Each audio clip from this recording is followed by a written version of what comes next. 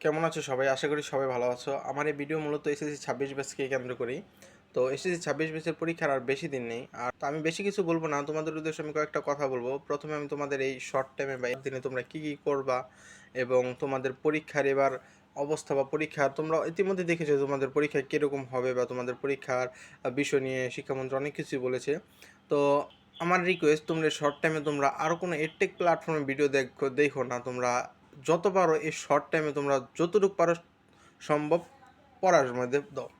যতটুকু পারো তোমরা এই সময়টা পড়ার মধ্যে কাজে লাগাও। কারণ আর এই তোমরা এই টেক প্ল্যাটফর্মে দেখবা যে 7 দিনে কী করা যায়, 8 দিনে কী করা যায়, কাম ব্যাক 1 মাসে, এগুলো দেখতে দেখতে তোমরা 1-2 মাস এগুলা দেখতে দেখতে শেষ করে লেছো।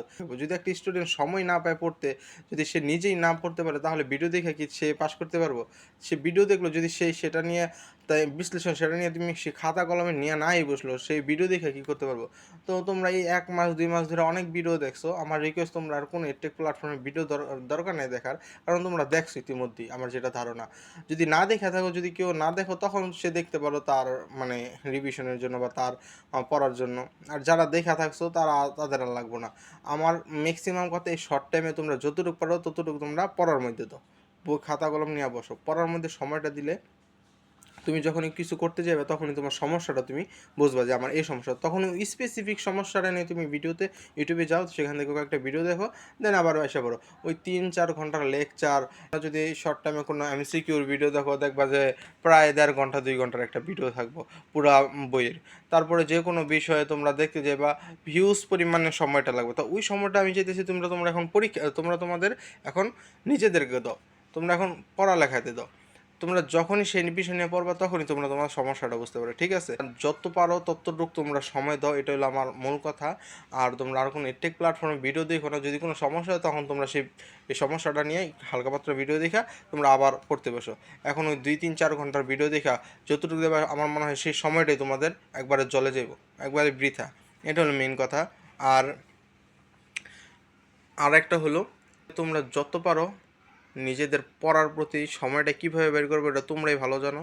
এখন তোমাদের আর বলে দেওয়ার অনেক ভিডিও আছে, তোমরা এডটেক প্ল্যাটফর্মে দেখতে পাবে।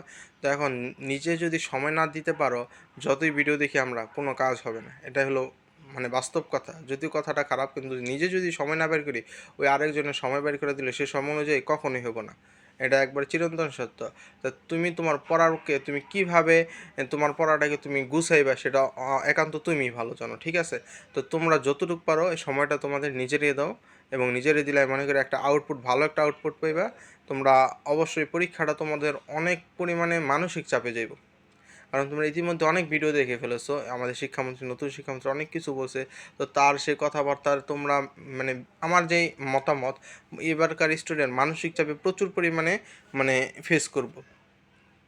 সিসি ক্যামেরা, গার্ড, নকল। আসল কথা, বর্তমানে তো নকলের কোনো প্রশ্নই ওঠে না। বর্তমান যে শিক্ষা ব্যবস্থা আপডেট হয়েছে, আগের কালে ছিল তো, এখন সেই নকলের পিছে এখন আর মানুষ দৌড়ায় না। এখন পোলাপাইন এখন আপডেট হয়ে গেছে। এখন পোলাপাইন কীভাবে করলে কয়েকটা অধ্যায় পড়লে পাশ করে আসতে পারে, তো তার জন্য আর নকলের কোনো প্রয়োজন হয় না। কয়েকটা অধ্যায়, মেন অধ্যায়গুলো পড়লে অন্তত পাস মার্কের জন্য তারা সেই মানে ব্যাকআপটা নিয়ে যায়। নকলের কোনো প্রশ্নই আসে না। আর সিসি ক্যামেরা যেহেতু থাকবো এবং গার্ডও করা হইতে পারে এবং হওয়ার সম্ভাবনা আছে, যেহেতু শিক্ষামন্ত্রী আমাদের অনেক কিছুই বলছে, তো তোমরা আশা করি সেই মানসিক প্রেশারটা তোমরা কাজে লাগাইও না।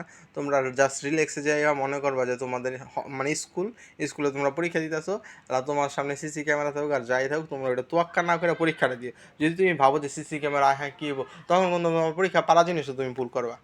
তুমি পারা জিনিসও তখন ভুল করবা। কারণ ওই যে একটা চাপ, প্রেশার, সেই প্রেশারের কারণে অনেক ভালো স্টুডেন্ট মানে নিয়ে ভালোভাবে পড়ে যায়, কিন্তু এই চাপের কারণে সে অনেক কিছু ভুলা যায় বা উল্টা লিখে দিয়ে আসে। তো আশা করি তোমরা চাপটা নিও না। যত বলি চাপ নেই, তারপর একটা মানসিক চাপ আইসা পড়ে, এটা বাস্তব। কিন্তু মানে আমার কথা হলো, তোমরা জাস্ট রিল্যাক্সে যাবা, রিল্যাক্সে পরীক্ষা দিবা, যা হওয়ার দেখা যাবে, এটা হলো কথা। বুঝছো? ভাইয়ের কথা হলো এটা, যা হওয়ার দেখা যাবে। পরীক্ষা তুমি যা নিয়ে যাবে তাই আগে দিবা। যদি পারো পাশের জন্য তুমি হেল্প নিবে, আর না পারলে কোনো সমস্যা নেই। আর যেহেতু স্যাররাও এবার একটু মানে একটু বেশ স্ট্রিক্ট হওয়ার সম্ভাবনা আছে, তারপরে তোমরা একটু মানে রিল্যাক্সে যাও, রিল্যাক্সে পরীক্ষা দিও। এটা হলো আমার মূল কথা, এটা হলো আমার কথা। তো তোমরা আশা করি বেশি করে এই সময়, যত বেশি পারা যায় তত বেশি নিজেদের সময় দাও এবং নিজেরা পড়া যায়, এবং আশা করি একটা ভালো একটা আউটপুট পাবা। এবং কোনো চাপ নিও না, রিল্যাক্সে পরীক্ষা দাও। আর আমাদের শিক্ষামন্ত্রীর উদ্দেশ্যে কিছু, মানে আমাদের শিক্ষামন্ত্রী যদি এইভাবে না বলতো, সে যদি পোলাপাইনদের সাথে বা স্টুডেন্টদের মানে স্টুডেন্টের হইয়া ফ্রেন্ডলি কিছু কথা বলতো, তাহলে আশা করা যেত যে পোলাপাইনদের এরকম মানে প্রেশার হইতো না। তাহলে পোলাপাইন আসলে একটু আনন্দ পেত এবং অনেক আনন্দে আনন্দে এবং অনেক মানসিক প্রেশার ছাড়া অনেক পোলাপাইনে যারা খারাপ স্টুডেন্ট তারাও ভালোভাবে একটা পরীক্ষা দিত এবং তারাও আনন্দে একটা ভালো রেজাল্ট করতে পারে। আমার মনে হয় এইবারের পরীক্ষায় যদি, আমার একটা মতামত, নট তোমরা এটা নিও না, আমার মনে হয় যে মানসিক প্রেশারের কারণে, এই প্রেশারের কারণে পোলাপাইন রেজাল্ট অনেক খারাপ হইব। ভালো স্টুডেন্টের রেজাল্ট খারাপ হতে পারে, আর খারাপ স্টুডেন্ট রেজাল্ট এমনি খারাপ হবে, ঠিক আছে, প্রেশারের কারণে। এটা আমার মতামত। জাস্ট পরে রেজাল্ট যখন হবে তখন দেখা যাবে, যদি হয়তো হলো, না হলে তো আরও ভালো। ভালো করলে তো অবশ্যই দেশেরও ভালো, শিক্ষামন্ত্রীর ভালো। এবং তোমরা ভালোভাবে পড়ে যাও এবং ভালোভাবে পরীক্ষা দাও। সবার জন্য শুভকামনা রইল।